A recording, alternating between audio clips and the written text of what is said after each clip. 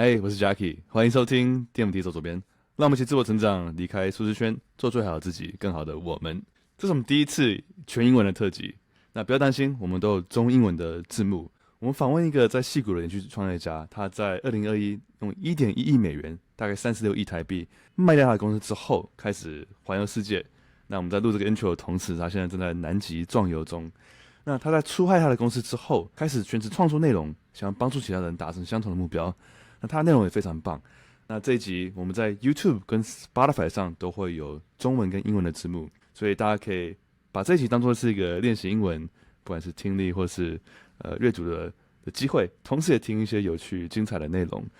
这个访问很特别，因为这本来是我一个朋友 Dana， 他只是跟我借录音室然后他先问了他一些关于台湾跟他的一些背景的问题。那后来 Michia 觉得这个 interview 有点短，那我就补上了，然后开始问一些其他的问题。那一不小心我们一问开问之后，就变成一集 podcast。所以这个来源是这样。然后我们聊很多，像他创业的过程，从困境中学到的教训，从当初完全没有的客户如何扭转趋势，创业家怎么跟他的员工一起合作，如何面对挑战的时候可以保持透明，但同时也建立信任跟激励团队。那他面对在有人要买他的公司，他出卖公司的时候，这个决定心境上有什么样的变化？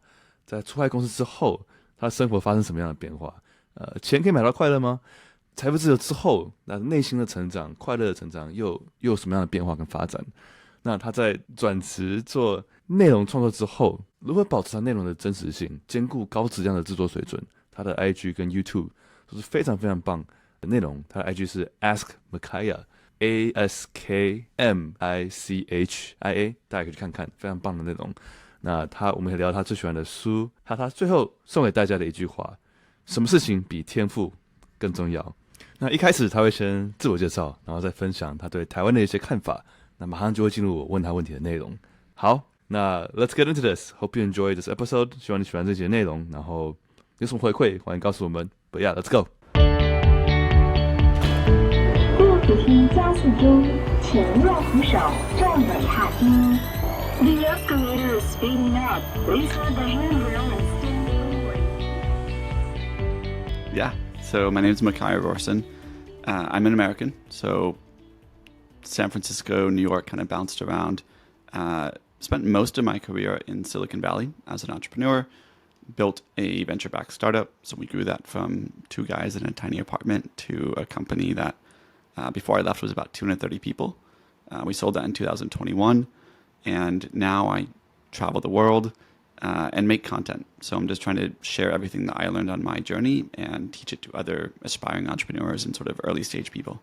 Yeah, so when we were raising venture capital in our seed round, one of our early investors was Inspire, a Taiwanese firm. They put in $100,000 into our company, and I'd never really been to Taiwan, didn't know much about it, but they seemed like really cool guys. So I thought, it'd be really cool to just go to Taipei one day to meet them.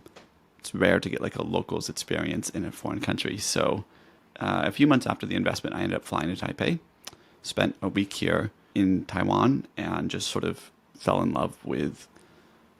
I really didn't know what to expect. I came just completely, I just wanted to hang out with these investors, but they were really cool. I loved the people of Taiwan, the culture, the blending of different cultures from the history of Taiwan, the safety, just like everything. And I was like, for me, Taipei feels like, and I've said this before and no one agrees with me, but it feels like the San Francisco of Asia.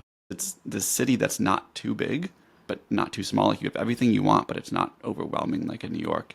You have great downtown area, but also really good nature nearby. And I was living in San Francisco, so I was like, one day I'd love to swap San Francisco for Taipei. I do think in that regard, Taiwan is extremely underrated because obviously it's more affordable than like a New York City or something. But I actually think the quality of life in many ways is higher than New York City because I have enough money to do both. And I'm here not in New York City, so I can at least put my money where my mouth is and say, yeah, I'm here having a really high quality of life and I could afford to live anywhere in the world, but you just have access to amazing coffee, food, amazing talent, the MRT is clean, it's safe, it runs on time, like all the things that I think actually large expensive cities fail to do. Taipei somehow manages to do really well while still being that affordable thing that you might compare it to like a Bali or Chiang Mai, but there's no comparison in terms of quality of life. And Yeah, I was listening to what you were sharing, and I was actually very I was curious on a lot of things. Sure, So yeah, let's talk about it. I want to go a little deeper on some of the different moments in your lives. Yeah. One example is like what was the hardest part growing your business from zero, you said in your room, to like 230 people, and how long did that take, and eventually selling it? So the crazy thing is that I think 4.5 years into the business, we had like 15 customers, like nothing basically. Once we figured out how to actually build the playbooks and systems to sell our software properly and delight customers and things like that, we went from roughly 15 customers to over 1,000 in the next like 2.5 years. And the team also massively, it's like I think we had 15 customers, 15 employees, and then we had like 1,000 customers and like 230 employees 2.5 years later. Yeah. And so the hardest thing was actually figuring out the hardest thing was basically not even figuring out. It's like just trying and failing for 4.5 years, I guess is the honest answer. We'd sell a little bit and then customers would cancel. There was one point where we went from 22 customers to 0 customers in 2 weeks. I had to walk in and lay off basically the entire team. I built a sales team under my first VP of sales. That failed. We had to remove that entire team. Second VP of sales, that failed. Third VP of sales, that failed. I became VP of sales, finally figured it out and hired my fourth VP of sales. And then we sort of took off. And it's just really hard to continuously fail for years and years and try to maintain hope. Like Exactly. It's one thing, I think, to maintain hope for yourself. Or actually what often happens as founders is you lose hope. But as the CEO, you can't lose hope for your team. Because if they look at the CEO and they're like, the CEO's feels hopeless, like they're going to be like, well, what are we doing here? This is Silicon Valley. We could go make $500,000 at Google for doing nothing. Yeah. Why are we working nights and weekends here for so little? And so I think that there's sort of the tactical mechanics side of things. But I think the harder thing, and I talk with a lot of founders about this, is actually maintaining hope. When you're, I think, objectively failing at doing the thing that you want to do, but I hesitate to say objectively failing because I think deeper down, you're not failing, you're learning from your mistakes if you're doing it right. But it feels like failing, especially when all your competitors are raising lots of money and your like customers are just canceling it. It can be really hard. You said there was like a moment in time where you kind of figured out, it was like 15 customers, 15 employees, and you figured out you found out the system. Yep. What was that system kind of like in a generic term or general term, or can you be specific if you like? Yeah, so I took over the sales team after the third failed VP of sales hire. I had this wrong mindset, which is I'm the CEO. Yeah. I'm going to raise capital, set a vision, and then hire talented people to help us figure it out. And I think that's sort of the advice a lot of business schools and business thought teaches, which I think is totally wrong. The way to build a business is to be in the trenches as the founder and figure out how each department should do things. Right. Obviously, you work with the people there, but you need to figure it out. Find the patterns in what's working and what's not working, and then turn that into a playbook. And then once you have a playbook, you can hire someone to execute on that playbook. Right. And my biggest mistake was I was hiring people to write the playbook. Right. And if they could write the playbook, they'd start the company. Right. But like they're good at executing the playbook. And so the specific playbook we came up with, and I think when you're a startup trying to get customers, you need some sort of bold reason why someone would trust you over an established player. So we would cold call car dealerships, which was our target audience, and we'd say, listen, we can really help you. We notice you're using XYZ competitor. We can 6x the leads you're getting off of your website. If we don't do it, we will personally, I was the CEO at the time. Well, I was the CEO calling, so I will personally, the CEO, will personally write you a check for $5,000 Yeah. and rip up the contract and say, sorry for wasting your time. Like, would you be open to having a conversation around that? Oof. And a lot of people would say, well, you know what? If you're going to write me a $5,000 check if it doesn't work and you'll cancel the contract, then I'm not going to buy, but I will hear you out for the next 10 Right. minutes. So that was that was like the thing that we came up Right. with. Yeah. And what we found was that people won't buy because of a $5,000 guarantee, but they'll listen because they're like, well, if you're so confident, then maybe what you have is worth actually listening to. Over time, I think I don't think we ever failed to deliver on that promise because of our software, but sometimes, they implement it wrong, they're delayed, things like that. I think we probably closed 100 customers on that deal, and maybe 1 or 2 asked for their money back, and we just did it. We were like, okay, cool. With the 5K. Yeah, like what's 5K? Right. We're doing millions of dollars of revenue. Right. And because of that deal, Right. we were adding hundreds of customers a quarter. So like, Yeah. what's 5K to us? Right. But by just having that sort of crazy standout offer, that's what really sort of changed things for us. And then you throw volume at it, and we got up to, at the peak, probably 90,000 cold calls a month. Yeah. So it's a lot of volume on that deal. Yeah. Have you recently heard about Paul Graham's whole founder mode? Yes. Yeah. I feel like this kind of Yeah. similar like doing things that don't scale, right? Exactly. Founder mode, I think, was interesting to watch because it quickly became like, when it first sort of came out, whatever, people started treating it like scripture.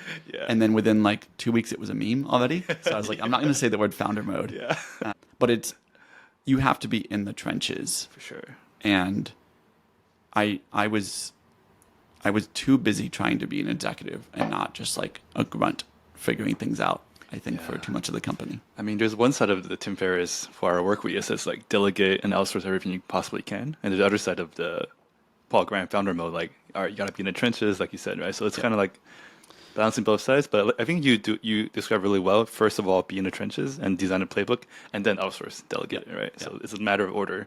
I genuinely think that like the exact formula to be successful in business is to figure out things yourself by throwing stuff at the wall, look for patterns and what sticks and what doesn't, double down on those patterns and see if they are repeatable.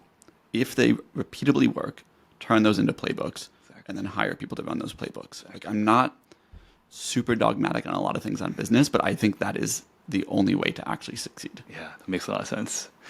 You mentioned the part about I think a big part of that also having the grit and the belief that you would succeed. Yep. And you said you guys went through 4 years of having very little customers, and you had to keep believing, in the team, in the vision. There's this trade-off, I feel like, as leader of a organization or whatever company, that you have to maintain this oh, we're gonna make it, everything's gonna be great. Yep. But also there's this vulnerability side of you potentially where if things aren't going well, you kind of want to be honest and kind of share that frustration with the team. So they say okay, you're in the trenches with us, we're struggling, but you're right there with them, you feel the pain. I guess there's how do you balance that, right? Because there's valid reason for both. Yep. Yeah, I actually don't think that those are opposite ends of the spectrum. Okay. I think what you're describing is, as a leader, you need to let your team know exactly where they stand. Mm-hmm. So I would never hide data, hide the fact that customers are canceling and things like that. I believe in radical transparency on the metrics of the business. Mm. So the entire team should know how deals are going. Are we closing deals or not? And we would actually do a weekly meeting. We'd publish all the stats.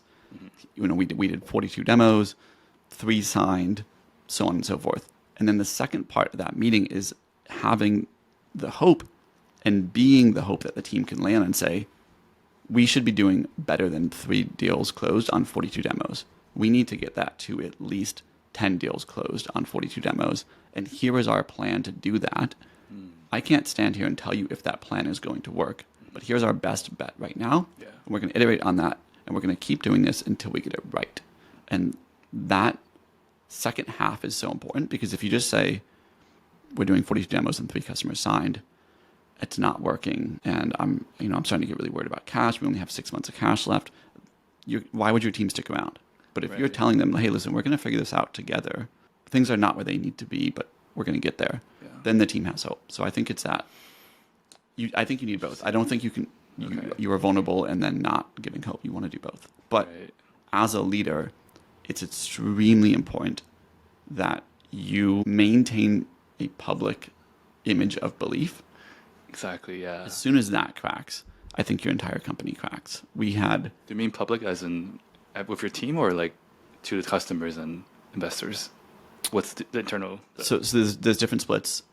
So I'll say most vulnerable I think you can be is from a actual I'm having doubts as the CEO or as the founder is through an advisor or mentor who is not on your cap table. That's really important. Oh. So they need to be interesting. They can be on your cap table in terms of they're an advisor and they have shares in the company. Right. But you do not want someone who has invested and put money into your company to be your like complaint board. Right. I met a founder at an event a couple of weeks ago. She had gone through a really serious health scare and had sort of lost faith and got distracted in the business and had confided in her investors. And after she got healthy again, she was like, I'm ready to do this thing. And her investors were like, well, we don't believe in you anymore. And so no way. It's just investors are cold-hearted people. Right. They don't work for you. They work for their LPs. So that you're a number on a spreadsheet to them. So you never confide in investors. Advisors you confide in. If you have a co-founder, I think it's healthy to confide in your co-founder. And you two should be able to talk that out, or you three or whatever, but not with your team. There has to be a really clear line where you are not confessing to your team your doubts and worries and concerns. I'm tiptoeing around a story here, but let's just say that there was a high-ranking person in my company who had doubts and concerns, and they would go on walks with the team underneath them and say, I'm really worried about the business. I don't know if we're going to be around in 12 months. And just sort of, use them as a emotional therapy. Oh, man. And all 6 of their team members quit within 12 months. And, that's really hard. So you think that you're like bonding with them, but they have their own concerns, their own fears. And so you cannot do that with your employees. It's just flat no. Wow. Yeah, there's not a same amount of skin in the game for you to be that vulnerable, right, and open. You can't do it because they have families, things to worry about, debts, and they need to know that is going to be provided by you. Yeah. So in those cases where you don't have a lot of people you can confide in, and over the 4 years, even though it was very hard, you still believe there must have been moments of doubt and like pain and frustration, right? Yeah. How did you, other than confiding in others, how did you kind of, most importantly, stick it through for yourself? Yeah. This is where I disagree with a lot of hustle culture, like grind mindset that you see on social media today. I was very deliberate. And I learned this from one of the wealthiest people I've ever met. He taught me that, like, as a leader, your number one job is to maintain mentality and ability to perform. Because if you show up as a CEO and you feel like crap, you don't believe in the business, you don't believe in the company, you're not going to be able to make the decisions and execute and move the team forward. And so I essentially had different levels of systems to get my mindset to where it needed to be. So if I wake up and I'm feeling great, I don't need to, like, I just believe in the business, I feel awesome about everything, I just go to work. There's nothing I need to do. But as times get harder, investors are not investing in us, customers are canceling, things like that, I would progressively ramp up my sort of mental health routine, all the way up to what I would say the most extreme, which would be start with a cold plunge. So I built cold plunges in my house. So we'd always have a dedicated cold plunge running. Wow. So like straight out of bed, hop into the cold plunge, and then I'd do some journaling, and then I would get a workout in, and then maybe sauna, and really go through this process of maybe an hour and a half of just, the cold plunge, the sauna, the workout. None of it's there for me to look good. It's only there for me to get my mind in a good place. And so I would do various levels of that sort of morning routine depending on how much mental help I needed. It was never for the physical. It was just there to drive the mental fortitude to build a business. That's so interesting that the relation correlation is actually the opposite, I would imagine. You know what I mean? Like, right? Like, yes. You're feeling great because and then you do all these routine and you feel great. Yeah. And when you feel bad, overwhelmed, then okay, you work a little bit more, you kind of sacrifice a little bit. But I see your point. Like, you gotta be in the best, like, mental, physical shape to show up work, right? Yeah. Yeah. It takes discipline to do the hard things of like that morning routine when you're feeling worse. But it's kind of like I've never smoked cigarettes, but I would imagine if you smoke cigarettes and you're like addicted to cigarettes, you want to smoke that next cigarette because you know it makes you feel better. I would look at my morning routine and be like, well, I feel like crap, but I know that if I do this morning routine, I will feel better. And so I'm just going to go do this thing. I'm going to hop in the cold plunge. And then, like, the cold plunge is something I've never woken up in my life and been like, I want to go cold plunge now. Really? No, I hate it. I hate every minute in the cold plunge. Every time I do it. I've had cold plunges on Silicon Valley, New York, London. Like, I build cold plunges everywhere I go. No way. And I don't like them, but they're so important. So I just stick to it. Yeah, I love this quote of the highest form of self-love is discipline, because you do the things you hate like you love them because you love yourself. Yeah, I love that. But when you feel great, don't you also want to do these routines, or no? Like, or do you kind of just minimize it? They're optional, I will say. Okay. These days, I'm actually probably more likely to do these things when I feel great. So I'll still work out most days and things like that. But I think when I was running the business, I legitimately was just sort of on crunch mode all the time. Yeah. So having this like luxurious 2-hour morning routine, something I can do sort of in my retirement these days, but not something I could do maybe every day in the business because I was just putting so many hours in. Yeah, but that's so hard because if I'm more stressed out, I imagine I have less time to do the things I want to do, to have the luxury of time. Yeah. So then to actually go the opposite way and increasing that dial for your mental health, mental power routine, that takes a lot of discipline and telling yourself like, the work can wait, but I need to get myself in the right state. I think every entrepreneur's biggest challenge, but maybe I'm the one that is willing to say it publicly, is this like self-doubt. I think it's this constant fear that what if I spend the next 7 years of my life doing this and it actually just doesn't work? I've been living off my savings for 7 years, barely making market salary, probably far below. And then it just all goes under.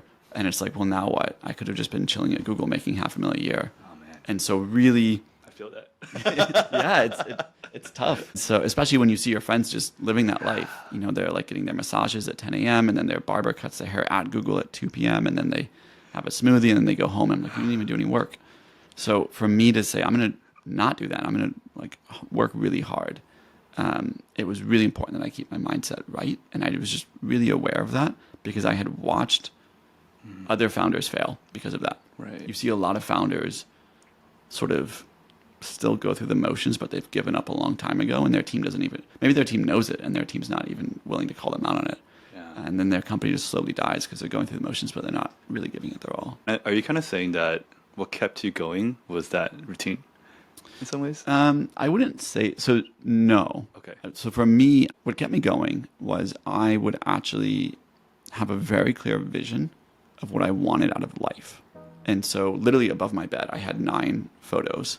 And there were various forms of this, but I probably at the peak of the like hard times, I had 9 photos above my bed and they were the 9 things that I wanted in life. So some were material things, like I wanted this white Porsche 911 and I had like the exact model spec'd out over my bed. I wanted to travel more, so I had this bar in Bangkok that looked really cool that was like 80 floors up overlooking the city for sunset. I wanted to learn Mandarin Chinese. Ooh. So I actually had the words ni hao like in traditional characters. Yeah. I wanted to be able to spend more time with friends, so I had like a photo of me hanging out with a bunch of friends. I wanted to be able to give back and like build schools and, you know, some of the things that we do now in sort of remote rural areas internationally. So we had pictures of stuff like that. And so I had all these different spiritual, mental, and actual material goals, 9 of them over my bed. First thing I look at in the morning, first thing I look at before I go to bed. And that belief that if I go through these hard times now, one day I will get the things on the wall. That's what kept me going. Then the routines, the discipline, everything else were just a way to guarantee that I stuck to the plan to get those things on the wall. Right. And then, one day we sold the company. I bought the Porsche white 911. And then I literally, we went to the bar in Bangkok that was on the wall. Now can speak Chinese and everything. So all the things that were on the wall eventually came true. Yeah. And it was just like me just working for those things. Yeah, it kind of reminds me of like some sort of manifestation, the why, the how, and the what. Yep. Kind of in that order. Yeah. I think the big thing about manifestation, especially if you go down that rabbit hole, which I have, there's, especially like if you watch The Secret, things like that, there's a lot of, I just put it on the wall and thought about it. And the next thing I knew, like the Porsche 911 was out front and they were like, I don't know whose this is, but here are the keys. It's like, that doesn't actually work. You have to have your vision, but then you have to put in the hours. Exactly. And I think that gets lost in the manifestation community. So I would combine that with a really hardcore work plan, which is what I was doing. Wow, I didn't know there's a whole manifestation community. Yeah, I mean, well, like, if you go down that rabbit hole, now that I'm creating YouTube videos, I see it, and they're just like, Oh wow. they believe that if they just think it will happen, and it's thinking plus action that actually makes things happen. Yeah. Dreams don't work unless you work on it. Yes, Yeah. exactly. Yeah. I was really curious that, when you're talking about you eventually got to sell your business, right? Yeah. And then you did these things. When you're like considering selling the business, I know a lot of founders, they have the opportunity and they're like, they can't let go, right? It's like part identity. And then when you're in that position to consider this option, right? That also means a lot of things are on the table, right? Yep. You could retire, you could sell it, you could keep grinding and say, I want to be a unicorn. Yep. What was on the table for you, and how long did it take you to like kind of meditate through that and then eventually land on that, all right, time to let it go? So actually, when we started the business, me and my co-founder, we went on this walk for like 5 miles just around the water of San Francisco. And we talked about, what are we building in the business? Why are we building it? What do we actually want from this? And the one thing that we really both aligned on extremely firmly was, we're not going for a home run here. We're not trying to build a $500 billion company, because actually the way that you build a $500 billion company is different than the way you build a $100, $200 million company. You have to be operating in different markets. You have to be taking a lot more risk on, and therefore your chances of success actually become much lower. Right. And we were not trying to leave some like multi-billion dollar legacy behind. We were trying to identify the highest likelihood of hitting what we call the triple. So this is triple. A baseball reference, Yeah. Which for us was like, like $100 million plus exit. And so we knew early on, if we could get to one of these sort of triple level outcomes, we would always take it. We wouldn't sit around and debate it. We wouldn't say, oh, but what if we could get to 500 million or $1 billion? Like that wasn't the plan from day one. And so as a result of that, when the offer came, it was very easy for us to say, does this meet our requirements or not? And because they offered us $110 million, that was the very first offer they gave us. And actually one of my advisors and investors still gives me crap to this day, because he's like, I think you could have gotten more. And I'm like, maybe I could have pushed it and gotten 150 million. Right. And that would like boost my ego or something. Sure. But if that has a 10% chance of losing the deal, to me, that's not worth it, because I've already achieved my outcome. And once you've achieved your outcome, like, what is the point of going above that? Right. So the first offer was 110. We accepted it on the spot. Wow. Did the diligence and like closed the deal at 110. No way. It was done. Wow. Yeah. I mean, people get greedy. Like, people look at Instagram, right? Yeah. WhatsApp. They're like, damn, could have been billionaires. But I you ever look at that and feel like, yeah, what if, right? After you sell your company for 110 million, Yeah. ironically what happens is you get invited into rooms where you're now the least successful person. Like among my friends, most of them in certain circles, like I'll go into the room and I'm by many orders of magnitude the poorest person. Like the next poorest person sold their company for 500 million. And then everyone else is like $1 billion, $2 billion. At the one specific room I'm thinking about, the wealthiest person with $37 billion. So like, you know, I'm not even in the same stratosphere. I'm closer to being bankrupt than to 37 billion. And I think in those situations, it can be tempting to maybe say they're flying private all the time, or they're doing certain things that I can't afford, and just to be caught up in this material desire. But then if I actually take a step back and say, yeah, but are they happier than me? Are they actually living a life that I'd want to live? I'm really happy to see that. I don't know anyone that's living a life that I would trade places with, even if they have way more money than me. Right. And so I'm super content as is. I think I'm maybe a little uniquely wired in this position. Just like once I hit my goal, I'm done. Yeah. I don't have any ambition to chase more money. Yeah. I have ambition to make impact in this world, Exactly. which is why I do content and things like that. But I don't do it for the money, which is a good thing because I lose money every month. 5 team members helping create content. Yeah. We don't do ads. We don't do sponsorships. And so like it just loses money every month. But I love it because I'm giving back. And I wake up every day feeling like I'm doing something meaningful. Yeah, that was exactly my next question. Because like once people sell their companies, a lot of people go through this like identity crisis, right? And like, oh, what's next? Yep. And then they can't work, and they're like, I mean, they can work, but they don't have their job anymore, essentially. Yeah. Okay, well, who am I now? What do I do with my life? Yeah. And one part of that is like, okay, how does your ego kind of transform in those circumstances? Yeah. Another part is like, how did you decide to end up wanting to do content? Because there's so many different things you could do. I mean, you could do anything. You could build more schools, right? You could get more Porsches. So many things you could do. Then how do you like land on like, okay, like content is the next thing for me? Yeah. After I sold the company for 110 million, the thing that I looked at was I had this vision board with all this stuff, the Porsche, you know, everything. And I'd done all of it. I was 31 years old. I was like, well, this is awesome. But then the next question is, well, now what? And I was at church actually, and the pastor was talking. He used this phrase, and it wasn't about my situation, but it kind of was, which is he talked about how a lot of people just sort of fidget until they die. And I was like, I don't want to be that person. What does that mean, fidget till they die? You just sort of find ways to pass time every day. I see. Because you're not doing something meaningful. Yeah. And I was like, I'm kind of in that position because I've done it all. All my dreams are done. Now what? And it really actually scared me. And so I was like, I need to find something that is going to wake me up, get me excited again.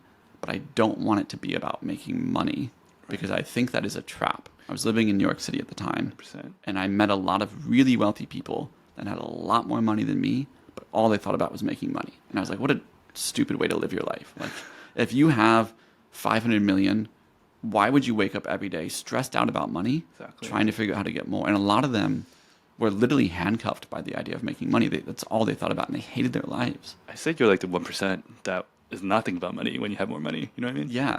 I was just like... Or less, yeah. Most people just want more. They just want more. Well, here's the truth about why people with lots of money want more money. This is what I've learned after now making lots of money. When you are in the struggle phase of life and you're dreaming about one day becoming successful, and you're looking at your goals and you're saying, one day I'm going to have all this and then it's all going to be so great. You have hope. And then one day you do it. I hope you do. And you achieve all your dreams. And then you're still not happy. You're still not fulfilled. You still have the internal insecurities and doubts. Yeah. And what I've seen people do is they say, it must be because I don't have enough money. I thought I needed 50 million, but it turns out I need 500 million. And then they get to 500 million and they still have those doubts and they still have those insecurities and say, it must be because I'm not a billionaire. So then they get to and they keep doing this until they die. And I've watched people do this. What I realized was, actually, I think I have enough money, and enough is different for everyone, but I looked at it, it's probably enough. Therefore, if I still have insecurities, if I still have doubts, if I'm still unhappy, it can't be because of money. So it has to be something else. And then I was able to actually do the deep work and inner questions that are much more painful. It's actually easier as a successful business person to say, I'll just push those in the closet again and get back to work. Yeah. But instead you have to look and say, man, I've got it all and I'm still unhappy. What's wrong with me? Wow. And I've met a lot of people who I think have gone through this process, and that's where you get the real answers. But I think it's one of those things, I think you should make the money. I think people might take that and say, oh, I don't need to make money then because it won't make me happy. I think you should make the money, do all the things so that you learn the lesson yourself, and then you have the space to actually work on yourself. I think it's really hard. For me, it would have been an impossible hill to climb to think I could do that while still thinking that the money and the success is what I need. I had to achieve that first before I could work on those deeper things. Yeah, I guess once you reach that level or that stage, your perspectives are kind of different, right? There's a book called The Second Mountain. I'm not sure. Yeah, I've heard of it. I should read it. I think you're a living example of it. So, but yeah, it's a great book. But it talks about like after you kind of do the thing, what's next, right? A lot of people go to charity, other ways to find meaning, and for you, it's content. Yeah. And I'm also really curious if you're open to talking about this. Maybe just on a high level, or if you want to go deeper. Yeah. Of course, willing to as well.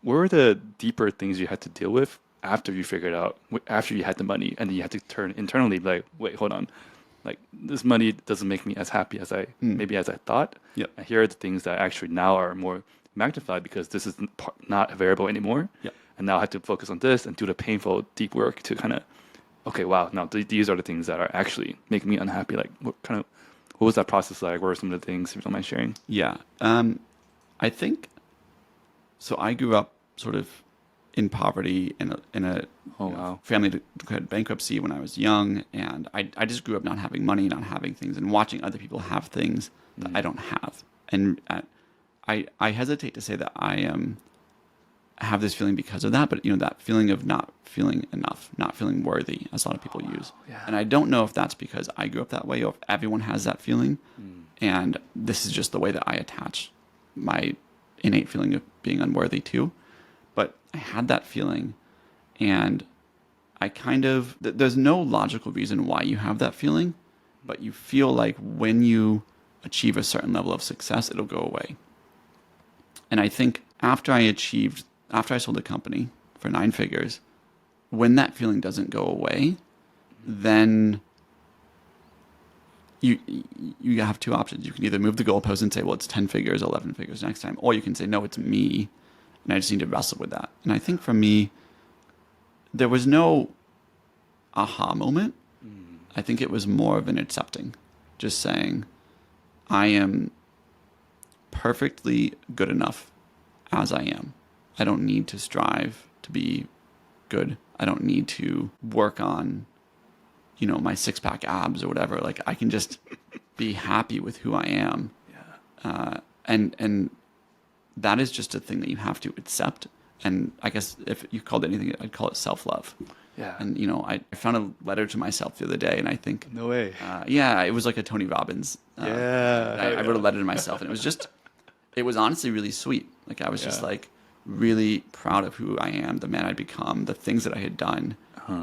Especially when I look back at that, like, poor kid I was growing up. And I look back at that kid and I can barely recognize, like, how far we've come.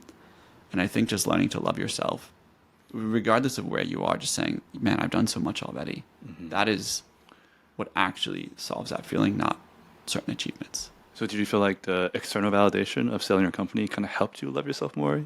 Would you say that? I think selling the company made me realize that's cool, but not as big a deal as I thought it was. Okay. Like, after you do it, you're like, well, that was awesome. That was really cool. But it's not some thing that I'm going to spend the next 70 years, like, telling over drinks. I hope not. I've met those guys and they suck. Oh my God. So, like, it was just like, oh, we did it. That was really cool. I do think I can help other people do that and help them achieve a certain level of freedom in life that I think is really important. For me, it's been transformative to be able to live where I want, travel when I want, do all these things, because it really unlocks life. Yeah. So I think for me, I don't feel any validation from building the company. I think separately it unlocks certain things that I want, but I've learned to separate those two. Oh, wow. I want, my biggest fear... It's hard to do. It's very hard. What I've realized is that probably my biggest fear in life is wasting the time that I have on this earth and then being like, it's too late. I spent my 20s or 30s the wrong way, and I can't go back. I think achieving financial freedom, which for me is defined as you can live where you want, you can work when you want, and you can do what you want when you want. Like, complete freedom in those 3 areas, that unlocks the ability for you to maximize your time on this earth. I think that is very different than unlocking self-love and, like, inner healing and things like that. And it gets too connected, I think, in our like mindset of success. And I just think you just separate them. Exactly. Achieve the wealth, the financial freedom, because it's going to get you the most out of life. Work on the inner stuff, because you can be on the best beach in the world, but if you're not happy, like, it doesn't matter. So you need to do separate work on both. Yeah, I kind of reminds me of like what kind of Naval kind of used to say, the freedom to. And when you're younger, you're kind of trying to optimize for the freedom to do this, to live here, to live life this way. And then later on, you realize what's important is the freedom from, like freedom from anxiety, freedom from insecurity, freedom from self-doubt. Yep. And that's the hard stuff. And then you're saying like separate them from the inner and the outer. Yeah, I haven't heard that exact framework from Naval. I like a lot of his stuff, but yeah, I think that's exactly right. And I think you can actually work on both, but it is a lot easier to work on the freedom from after you've achieved the freedom to, because frankly, you just have less stress. Like, I don't wake up stressed out, so I can do what I want. Yeah, I have so many questions. When you decide to do content, it sounds like the goal for you is to help other people. Is there like an end goal in mind for like what is your KPI, right? For example, like how are you like grinding on this content track compared to how you're grinding before? I'm sure it's more like you're doing it at a different pace, right? Yeah. And you're having fun. But what is like the end goal or like the... So in business, I was very clear on when we're done, which was a certain company revenue figure or a company market value, ultimately a company acquisition size, and finally a Michia net worth size. Like, that was the ultimate goal. I want to achieve a certain level of financial success, and once that's done, that's check, done, we're done with that thing. On content, there is no end goal for me, and that has been very deliberate and on purpose, because if there's an end goal, once I do it, I will then say, well, what's next? And I don't want to spend my whole life sort of just saying, what's next? What's next? I wanted to find that infinite game that I can just play forever. And so content is my infinite game. Oh, interesting. How I measure my success on this infinite game is mostly followers, because it's sort of the easiest metric to track. And then probably secondary would be views. But I see every follower and every view as someone whose life I potentially changed or helped. The way I think about it is most people who grew up in my situation from a poor family and things like that just end up raising their family the same way in a poor family. Yeah. And it's very hard to break out of that poverty cycle. Exactly. I know for a fact that along my journey, I had random conversations that I don't even remember with people that imparted wisdom on me, that shared little insights that fundamentally altered my trajectory from, being born into poverty to dying in poverty to actually, that sort of rag to riches story. Yeah. And I think if I can just be that chance encounter for other people, that they happen to watch my thing and they don't even have to credit me, they don't even have to remember it. But if I inspired them or gave them some tool to change the trajectory of their life, that's really meaningful to me. And so every follower, every view, I think could be that for someone else. And so the more that happens, the more I feel like I'm actually doing something meaningful. So it's my infinite game. I just want to do it forever. Wow. That's awesome. Yeah. What's on the roadmap for you for your content game, the infinite game? So I have really high expectations of my content. And I would say, I think the best that we've done, I would give it a 6 out of 10. Wow. Okay. So I've never looked at something that we've produced and said, that's amazing. The thing that I really want to do is combine the art of content with the tactical stuff. Because I think it's one thing to sit in a studio and just teach a business concept, but can you actually turn that into a beautiful cinematic story as well? That is sort of the next level that I want to take things. And so we were just in Tanzania and Uganda for 14 days. This was sort of my first trial run on this. So actually, rather than teaching lessons in my YouTube studios, I brought the cameras with me, and there's clips of me sharing life lessons, but there's monkeys running around the background or elephants and things like that. I do one about getting better sleep, and there's 3 sleeping lions in the back. So just those are sort of goofy examples, but trying to create actual beautiful films to watch that also share life lessons. For me, that fulfills maybe 2 sides of my personality. I want to be a teacher. I want to share the lessons, but I also am maybe leaning a bit more into the artist phase of this life. So trying to create really beautiful things. So you're optimizing on quality over than quantity. Yes. The fastest way to actually grow on socials would probably be for me to hire a ghostwriter to write scripts from proven titles, proven thumbnails, crank those out with a teleprompter, and just like post those every 3 to 4 days. And there's a lot of business people on YouTube that do exactly that. And when I look at their channels, I'm uninspired. I'm like, you're doing the same title, thumbnail as 5 other people, and you're all sort of copying each other, saying similar things, but a little bit different. And to me, that's the sort of content you produce when you need it to work because you need the money. And I don't need this to work. I really want to do this. And so I'm doing it from a different lens, and therefore I can take my time, produce things that I actually am proud of, rather than just trying to just crank out videos for views. Yeah, because I mean, people would say the name of the game for content is volume, right? Yep. Even low quality content, if it like kind of just hits, it goes viral, right? Yeah, totally. And a lot of people are kind of optimizing for that. Yeah, I would say we did volume for the first year. We did a long form a week and a short form every day. Okay, every day. Every day. That's volume. And then we deliberately slowed down the volume. So this year, I think I've only published maybe 10 long form videos, whereas last year on the same pace I would have published like 30 or 40. But the quality keeps going up, and then the goal is to get back to a place where maybe similar quantity, but with that quality standard. So I see. So we've set the quality standard at a certain level, and now we're just trying to build the systems to get to that quantity. I think we're pretty close on short form in terms of quality and quantity. We still actually are now back to a short form a day, but the quality is way higher. But on long form, we're getting there with the quality, but we produce one like it takes a month, so we need to get that systemized to get better quantity. Interesting. But I do feel like content is kind of like this endless grind, right? It's like almost like a hamster wheel where you're just like kind of chasing the followers, the views, and you haven't gotten into that jadedness at all? I get jaded. I used to get jaded by the algorithm because I'd be like, I posted it and it was doing so well, and then it died, and therefore I have to post the next video to do it.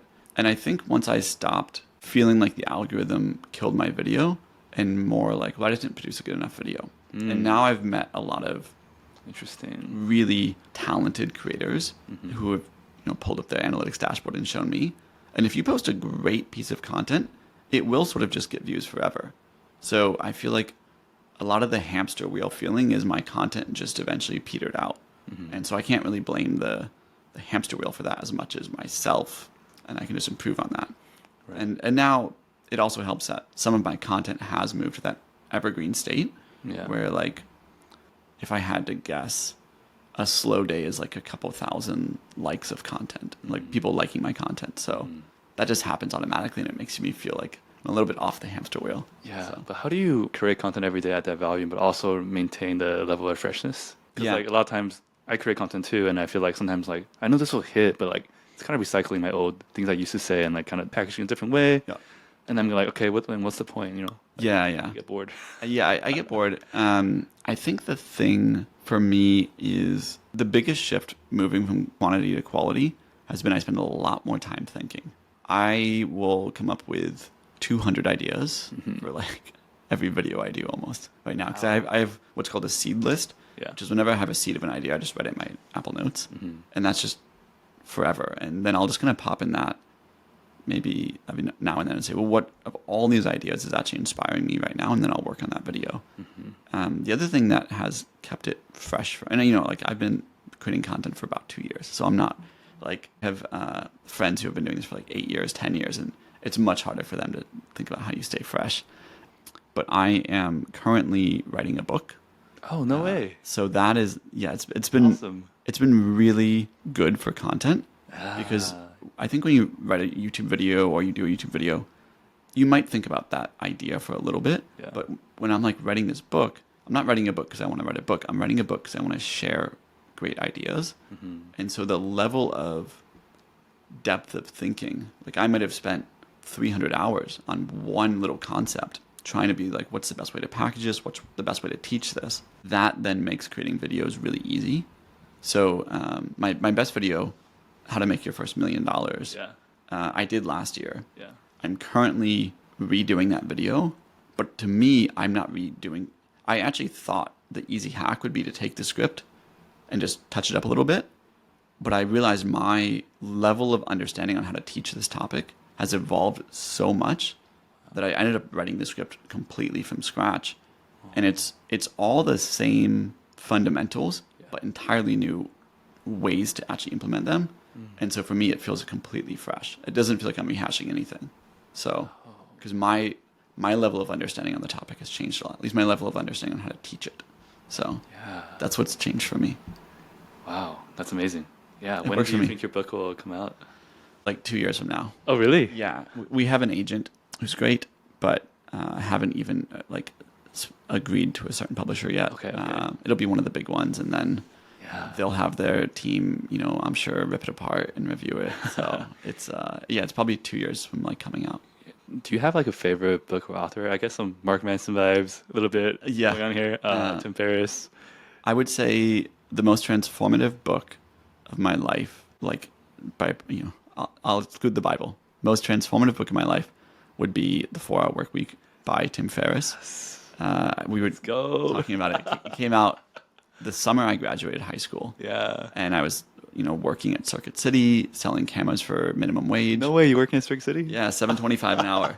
They went like bankrupt a couple years after. Oh, no way. I used to go there too. But that was my job, and I was like, I'd never traveled, never been outside the country, and Tim has all these stories of kickboxing in Asia. He actually lived in Taiwan for a little bit, and all this cool stuff. And I was like, I just want to be Tim Ferriss when I grow up. I think we're both trying to live it out now. Yeah. And so that book really, I think, opened my eyes. Oh, wow. I have been rereading the book because I'm now writing a book, and I'm like, I just want to write a book as good as The 4-Hour Workweek. And I'm still blown away by how that book helps you rethink what is possible in this world and look at things with a different lens.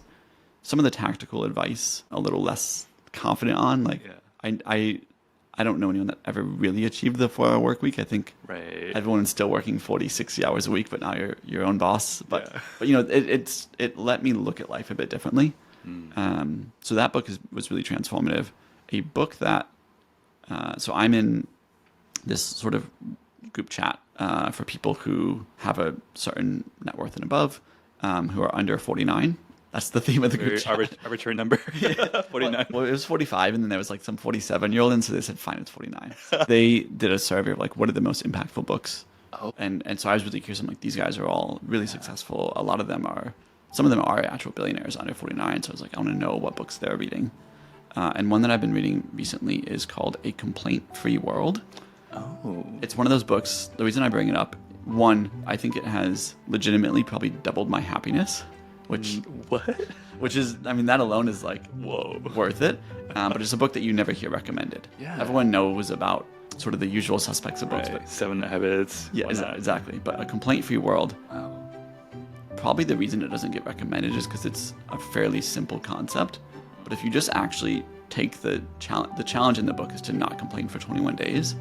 Oh. I genuinely think maybe your baseline happiness could be higher than mine, but like it'll massively increase your baseline happiness from wherever it is to where it can go. Double is it? Yeah, and I'm a pretty happy guy, but like I was really happy after reading the book. Wow, is that basically the main thing with the book? Don't complain for 21 days, or is there a lot more depth to it? That's the one-line thesis. If you complain, then you restart the clock, so you go back. And you try to get to 21 days, which might take you 10 months, 12 months. So like internal complaint also counts? Like so mental complaints don't count. Oh. You have to verbalize it. Oh. And it feels easy, no? Try it. Let's do it. 21 days. Easier than you thought? Or harder than you thought? Harder than I thought. Because I was like, this is super easy. Because if I have a thought, I'll just like cancel it, and then boom, it's gone.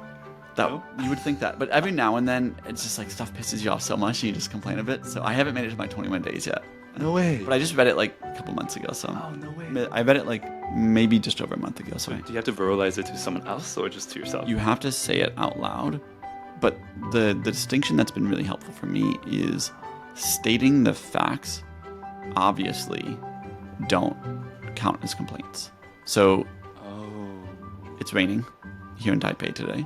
And if I was to say, it's raining in Taipei today, that's not a complaint. That is a fact of the situation. What if it's like, it's raining in Taipei today? If you add the emotion to it, or if you say like, it always rains in Taipei, I hate the weather here, now you're complaining.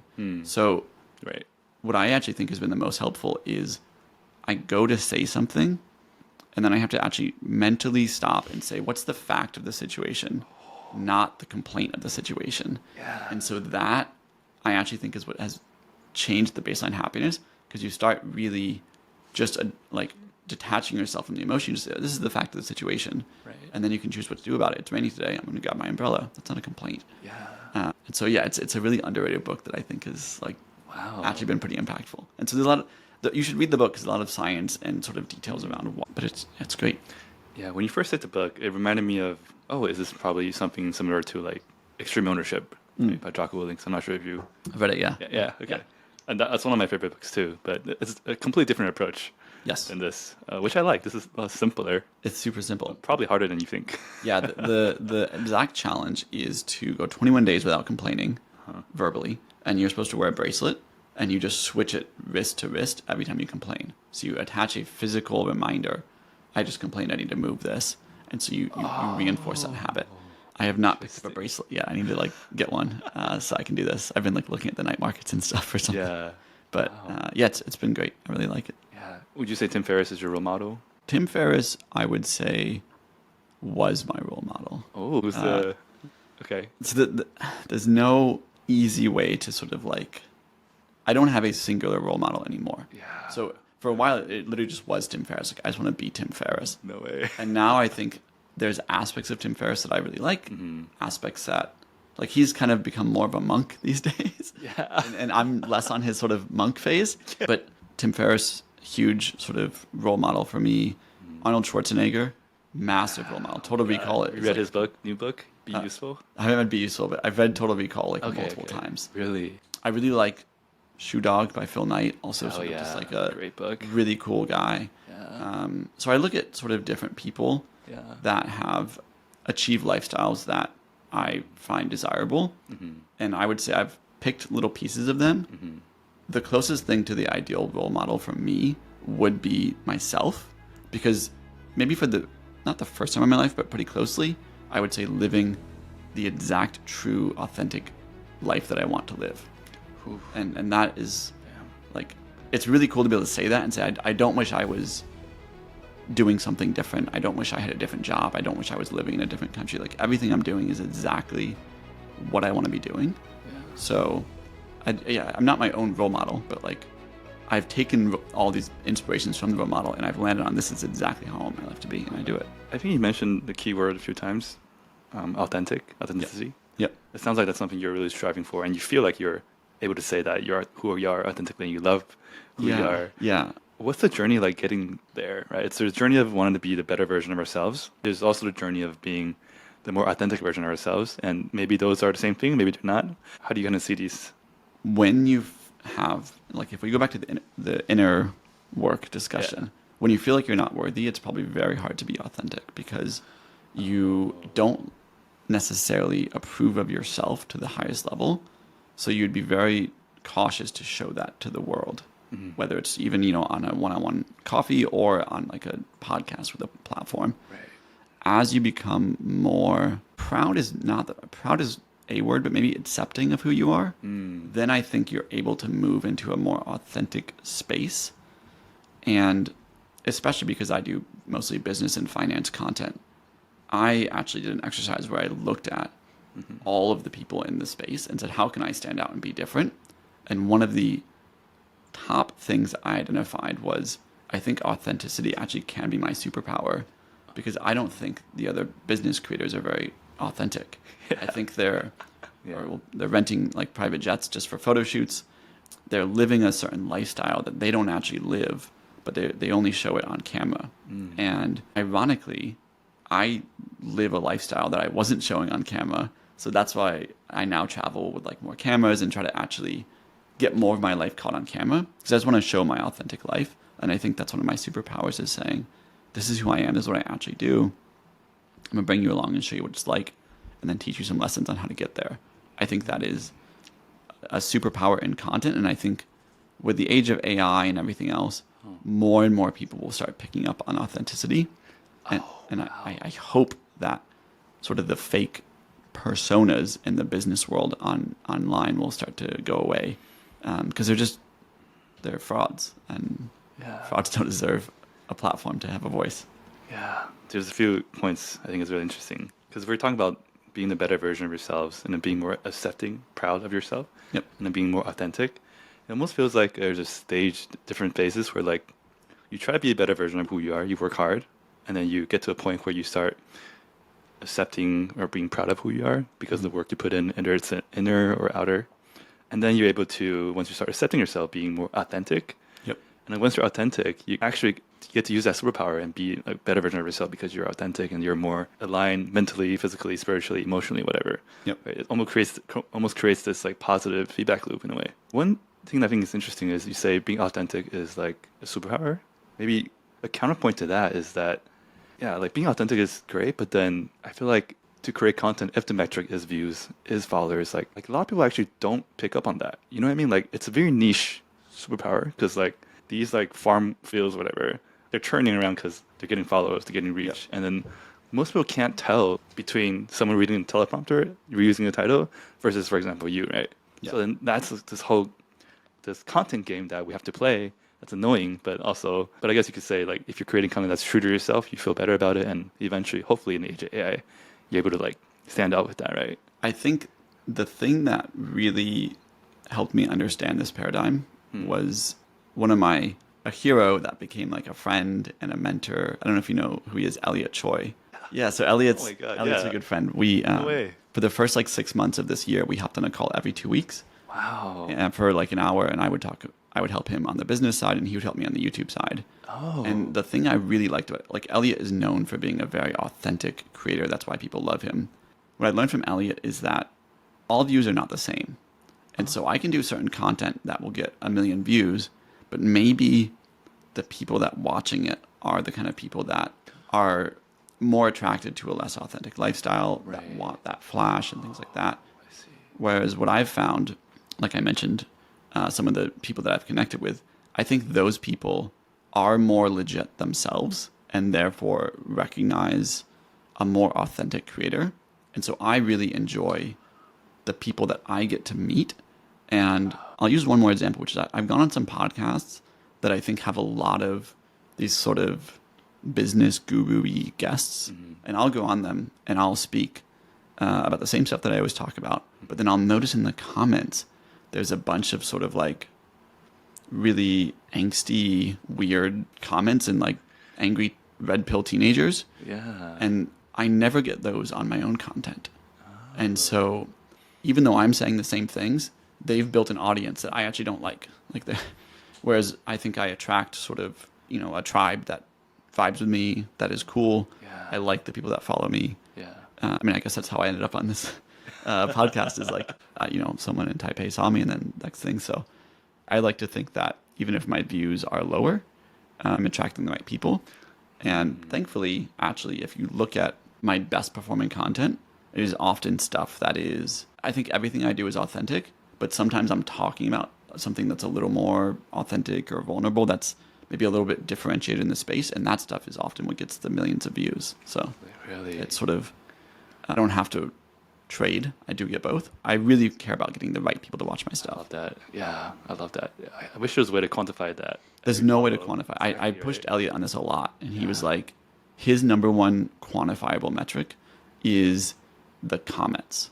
And so he'll look at the comments and see like what kind of people are leaving comments, what are they people that are really, really care about you and feel connected to you. Like if you watch any of Elliot Choi's videos, he took sort of a hiatus from posting. So now all his comments are like, Elliot, like I've missed you so much. I love the new stuff. So glad you're back to posting consistently. And it's like, they love Elliot Choi. Yeah. And I don't like need people to love me or whatever, but it's like they connect with him because they know he's real. Mm-hmm. And I think as you see comments like that, my latest video, I have a lot of comments like that. And I'm like, this is cool. I feel like it's the one that I edited. It feels the most authentic to me. And it has the comments that I think are the most meaningful. So that's the closest thing to a metric that I've found. Yeah, I used to have this paradigm of like authenticity and content production quality are like almost in the inverse. Yep. But they're actually not, right? I guess you're a living example of it being not. I think that there's that meme where it's like the bell curve and like the beginner and the advanced person kind of have the same reaction. I think the beginner looks like they haven't done any setup.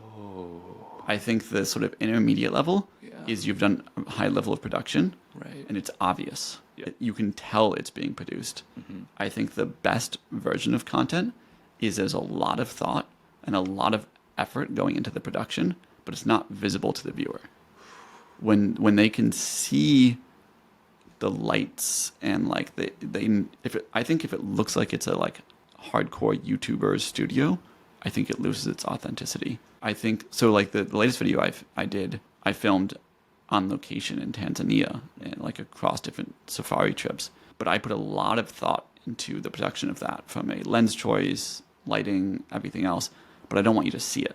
I want you to feel like we're just hanging out on a trip together and I'm just sharing some life lessons. But in the back of my mind, like, I traveled with like $30,000 of gear. So like, there's a lot going into that, but it shouldn't feel like that to you, the viewer. And I'm not amazing at it, but like that's my goal, is you don't feel like it's produced, even though I'm working really hard to give you the best quality. Wow. Okay. That's awesome. That's my sort of... That bell curve really, yeah. I guess the master makes it look like they're not trying. Yeah. This, right? Yeah. So a good friend is Ali Abdal. Yeah. I think Ali nails this. I don't know if you ever watched his videos. I haven't. He's got like, I think probably like 6 million subs on YouTube now. Okay. It looks like Ali's just chilling in his office, like, or, at his home. Like he's got his bookshelf in the back and he's got this vibe and he's so relaxed. But he has like 25 full-time employees. Like, it is a massive production with multiple editors, writers, strategists, general manager, everything. But his videos look like he's just hanging out. Was just thinking about this topic today. Let me just share my thoughts on it. It's like, no, he has a full company helping him produce those videos. Wow. But he's so good at making it feel like it's just off the cuff, just you and Ali just hanging out. Damn. So I've learned a lot from him. That's inspiring. Yeah. Yeah. Wow. Okay. Yeah. They say like it's better to have 1,000 hardcore fans than like 10,000 people who just follow you for no clear reason, right? Yeah. The other thing I would say is I have friends who have very big subscriber bases or big follower counts. They don't like their followers because they produced content that was not authentic. Yeah. I think it was targeted at us. They started chasing views and they started producing content that attracted the wrong type of people.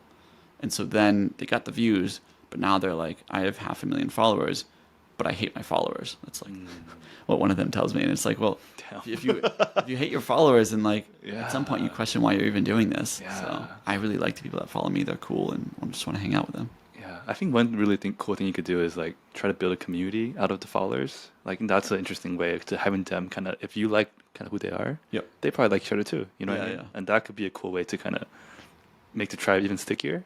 I feel like you if you like your followers, then you have huge opportunities to do something like that. And not just for the revenue, right? That's nice to have, but then for the community to see them and actually like see them in action, like connecting with each other, growing and improving and like implementing the things you taught them. Oh man, okay. I think it's been great. Yeah. I'll feel bad to keep you longer, but it's been really fun. Yeah. If there was more time, I have way more questions I could ask, but I think I'll we can probably wrap here. I'll work on my Chinese and we can do the next one in Chinese. Yeah. I guess we'll do one last thing, Tim Ferriss style. If there's one thing you can put on the moon, a billboard you can put on the moon. You're familiar with this question, right? No, I'm not actually. So, really? Because Tim does this every time in the episode. He asks the guest, like, if you could put one billboard on the moon, oh really? For everyone to see, what would it be? I'm busted for not listening to the Tim Ferriss podcast. Yeah, so I guess if you have one thing you can put on the billboard, what would it be on the moon? One quote or like... My life story, my life lesson, which would really be like belief triumphs over talent. Because I don't think I grew up with any specific talents. Like I had a 2.7 GPA in high school. I was selling cameras for minimum wage. So, and I think more people need to believe that because they're too busy looking at these exceptionally talented people and just saying, that's not for me. I get to live this life that is different, that I don't enjoy. That's just, I wasn't born this way. And I think if people could believe that they could do it, then they actually get the life they want. So, I love it. That's my quote for now. I love it. It's like that. It reminds me of that quote from Henry Ford. The man who thinks he can and can't are both right. Yes. That's a great quote. I love it. Yeah. Okay, I'll do a little quick summary and then we can wrap. Yeah, thanks for the time. I love what you talked about, like the 4 years of having no customers, starting from your entrepreneur journey, things that kept you going, being in that founder mode, being in the trenches, and then figuring out what works, what doesn't, firing like 3 VPs, sales, and then kind of getting in there and like figuring out, and then creating systems, playbooks, and then being able to hire and scale. You answered a lot of my questions about like some of the entrepreneurship kind of journey, like, you know, the first part where like sometimes things I think are dichotomies. I think this has been a theme throughout today, right? Things I'm like, this is a dichotomy, like quality or vulnerability, or like being vulnerable but also being strong, showing hope as a founder. Yep. But they're actually not, right? You show like different phases, like you can be radically transparent on the metric and data. But in the second part of the meeting, you're like, okay, this is what we do. Yep. And I believe in it and we're going to do it. Yeah. Right. And then also the content quality, right? The master makes it look easy. It takes a lot of effort to make it look effortless. Mm-hmm. Like these are things that maybe I thought were some kind of dichotomies, but they're actually not. I think you do a really good job of breaking things down. Even the freedom to, freedom from, that part, like the inner and the outer, I feel like that also feel like a dichotomy. But you also able to like separate it, see it in different ways, and have different strategies, different paradigms, and mindset, how you tackle these things. So it's very inspiring. The part where you sold your company and you're just like, 110, I'll take it, boom, done. That's really hard to do. I think you make it sound easier than it actually is. Maybe because you're a few years removed, but I'm sure at the moment it wasn't, I don't know, man. It doesn't feel as easy as you make it sound. Also, I think it's really hard for someone who had reached that level of success to be so mindful and be so introspective of their inner journey, their ego, and to be able to say, you know, I've done this, and then, you know, this is who I want to be, this is who I don't want to be. Like, those people suck. Kind of keep yourself on the right track, despite the success that a lot of people get lost in, or like they try to move the goalpost. So I think that's very inspiring, and that mental discipline you have to be able to say, this is what I want, this is what I don't want. And then, yeah, like I can feel like your journey of like entrepreneurship and doing content is not just the journey of success and like the outer financial stuff. It's also the journey of your inner ego growing and maturing and being more and more authentic. Yeah, I feel like just from the inside outside, you showed like all aspects of growth, personal growth and discipline. We're just very inspired. So wow, thank you, man. That was an incredible summary. I forgot half of that. This is why you're the pro. Oh yeah, all right, Awesome, great, thank you. 2 for 1. Yeah, Wow. Wow. Where do you think that'll end up? Is that part of the same podcast, or? It could be. I was like, am I going to be your first English episode, or? Could be, yeah. That was unplanned, by the way. Hey, 大家喜欢这一集的内容吗？对于全英文的内容有没有什么想法，或是对于双语字幕有没有什么回馈？有没有什么方法可以呈现得更好，让大家更容易吸收？你想要更多的英文内容吗？欢迎上 Apple 跟 Spotify 上给我们一个回馈，然后会在 Podcast 上架2周后抽出一位幸运的有留言的人，送你一本任何你想要的书，好不好？那你只要在 Apple 跟 Spotify 上截图，在 IG 上送给我们，我们就会把你纳入这个抽奖的名单里面。最后就是希望大家不只在内容上觉得有收获，那可能如果你想要练习英文，那在语言学习的情境下也有帮助，也同时在鼓励大家可以想要跟我们一起自我成长，做最好的自己，更好的我们，也欢迎加入我们的淀粉自我成长大家庭。我们聚集了一群想要自我成长，想让自己更好，志同道合的人一起有伙伴，一起协助、支持、鼓励的环境下，一个人可以走很快，一群人可以走更远。希望你加入我们淀粉有很多不同的活动，会让彼此淀粉咖啡厅，让彼此认识，也有线上英文口说练习，让你可以让你英文越来越好，越来越顺。OK，so 有兴趣的欢迎加入我们，然后希望你喜欢这节内容。如果你有一个朋友，你觉得也适合这集内容，可能他在创业遇到一些痛苦，或者在做内容的时候想要得到一些成长，也欢迎帮我分享给他，好不好？那我们下次见，See you soon，拜拜。